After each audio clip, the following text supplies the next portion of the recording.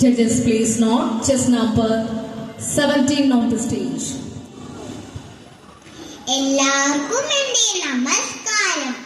ഞാൻ ഇന്നിവിടെ പറയാൻ പോകുന്ന കവിയുടെ പേരാണ് മാതൃസ്നേഹം. അമ്മയോടുള്ള സ്നേഹമാണ് മാതൃസ്നേഹം.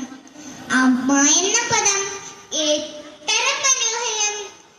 അമ്മ എന്ന് പറയുമ്പോൾ നാവിൽ എന്തു മധുരം. അമ്മയുടെ മാറിൽ തലച്ചാച്ചുറുമ്പോൾ കിട്ടിയ ചൂട് താരാട്ടുപാട്ടുകൾ. അമ്മ എന്ന് കേട്ടാൽ അലിയാത്ത ഹൃദയമില്ല. എന്നാൽ ചിലരുണ്ട് അമ്മയേക്കാൾ ധനത്തെ സ്നേഹിക്കുന്നവർ. അവർക്കെല്ലാം നാശമേ ഉണ്ടായിട്ടുള്ളൂ.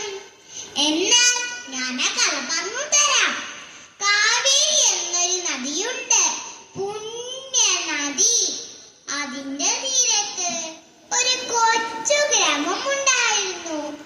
അവിടെ ഒരു സ്ത്രീ താമസിച്ചിരുന്നു, ലക്ഷ്മി. അവർക്ക് രണ്ടാൺമക്കളുണ്ടായിരുന്നു, കുണ്ടത്തനും ദന്തത്തനും. കുട്ടികളുടെ അച്ഛൻ മരിച്ചുപോയി. ഭക്ഷണത്തിന് വകയില്ലാതെ അവർ വിഷമിച്ചു. കുട്ടികൾ വിളന്നു കരയാൻ തുടങ്ങി. അവസാനം അവർ അടുത്തുള്ള വീട്ടിൽ ജോലിക്ക് പോയി. മുറ്റമടിക്കാനും പാത്രം കഴുകാനും മറ്റും അവർക്ക് അവിടെ നിന്ന് ഭക്ഷണം കിട്ടും. കൂടാതെ ചെറിയൊരു ശമ്പളം. കിട്ടുന്ന പണം സൂക്ഷിച്ചു വെച്ചു. വീട്ടു സാധനങ്ങളെല്ലാം വാങ്ങി സുഖവും സമ്പത്തും ഉണ്ടായി.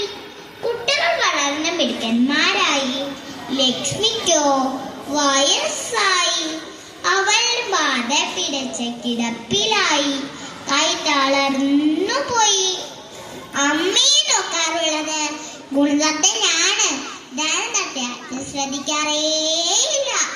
ദന്തത്തിന്റെ നോട്ടം ധനത്തിലായിരുന്നു. ഒരിക്കൽ കാവേരിയിൽ വെള്ളപ്പൊക്കമുണ്ടായി. വെള്ളം നിറച്ചു കയറാൻ തുടങ്ങി. ആളുകൾ വീട് സാധനങ്ങളെല്ലാം പാരികെട്ടി മറ്റുള്ള ഗ്രാമത്തിലേക്ക് ഓടിപ്പോൻ തുടങ്ങി. ഒരു വനത്തിനപ്പുറമായിരുന്നു മറ്റേ ഗ്രാമം. ദന്തത്തൻ വിലപിടിപ്പുള്ള പാരി കെട്ടി വെച്ചു. എന്നിട്ട് ആലോചിച്ചു, അമ്മയെ കൊണ്ടുപോകണമെങ്കിൽ സാധനം ഉപേക്ഷിക്കണം.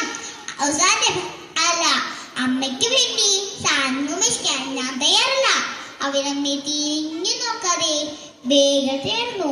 അമ്മ കണ്ണീരോടുകൂടി നോക്കിക്കൊണ്ട് കിടന്നു. ഗുണ്ടത്തിനെ നോക്കിയപ്പോൾ എല്ലാവരും പോയി കഴിഞ്ഞു. വീട്ടു സാധനങ്ങൾ കുറെ ബാക്കിയുണ്ട്. അമ്മയുണ്ട്. അമ്മയെ കഴിഞ്ഞിട്ടല്ലേ മറ്റേ എന്തുമുള്ളും. ഗുണം കാട്ടാൻ അമ്മയെ തോളിലേക്ക് നടക്കാൻ തുടങ്ങി. കുറെ നടന്നപ്പോൾ കാട്ടിലെത്തി. രാത്രിയുമായി തപ്പി നടന്നു. മകന്റെ കഷ്ടപ്പാടുകൾ കണ്ടിട്ടും അമ്മയ്ക്ക് കരച്ചിൽ വന്നു. അമ്മയുടെ കണ്ണീരിൽ വീണ് ഗുണത്തത്തിന് തന്നറിഞ്ഞു. അവൻ അമ്മേ എന്ന് വിളിച്ചു. അമ്മ പൊട്ടിക്കരഞ്ഞു പോയി. അവൻ അമ്മയെ ആശ്വസിപ്പിച്ചു. വീണ്ടും നടന്നു. അതാ ദൂരെ ഒരു വെളിച്ചം. വേഗത്തിൽ നടന്നു. അതാ 4 ഭയങ്കരമായ തോക്കുമായി മുന്നിൽ നിൽക്കുന്നു. സാധനങ്ങളെല്ലാം കൊള്ളയടിച്ച് വഴിയരികിൽ കൂട്ടിയിരിക്കുന്നു. കൂടെ ദന്തത്തിന്റെ ശുവടമുണ്ട്.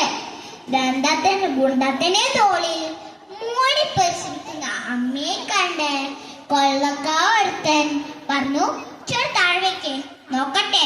അവൻ അമ്മയെ താഴ്ത്തി. എന്നിട്ട് പറഞ്ഞു, ഇതിന്റെ അമ്മയാണ്, നടക്കാൻ വയ്യ, ഞങ്ങളെ രക്ഷിക്കണം. കൊള്ളാമ്മ കുണ്ടത്തിനെ സൂക്ഷിച്ചു നോക്കി. അല്പനേരത്തേക്ക് ഒന്നും മിണ്ടിയില്ല. കൊള്ളക്കാരൻ പൊന്നും പണം നിറച്ച സന്ധ്യ അവന്റെ കയ്യിൽ കൊടുത്തിട്ട് പറഞ്ഞു, വരൂ, നിന്നെ ഞാൻ അടുത്ത ഗ്രാമത്തിലെത്തിക്കും. അവള് വളരെ മോശമാണ്. അമ്മയെ താനെടുക്കാം, നീ കൂടെ വന്നാൽ മതി. നുകരിക്കാരുടെ ബലമുണ്ട്. അവൻ തടഞ്ഞിട്ടും വക വയ്ക്കാതെ അവൻ അങ്ങേ തോളിലേക്ക് നടക്കാൻ തുടങ്ങി. കാടിന്റെ അതിർത്തി കഴിഞ്ഞപ്പോൾ അമ്മയെ താഴെത്തി. എന്നിട്ട് പറഞ്ഞു, ഈ അമ്മയാണ് ഭാഗ്യവതി. ഈ അമ്മ ഞാൻ ദേവനും പറഞ്ഞ് അയാൾ തിരിച്ചു പോയി. കൊടുത്തൻ ഭഗവാനെ സ്മരിച്ചുകൊണ്ട് കൈകൂപ്പി. മാതൃദേവോ ഭവ. കൂട്ടുകാരെ, കഥയിൽ നാം എന്താണ് മനസ്സിലാക്കേണ്ടത്? മാതാപിതാ, ഗുരുദൈവം എല്ലാവരും സ്നേഹിക്കൂ, അനുസരിക്കൂ, തീർച്ചയായും ഉയർച്ച ലഭിക്കൂ. നന്ദി, നമസ്കാരം.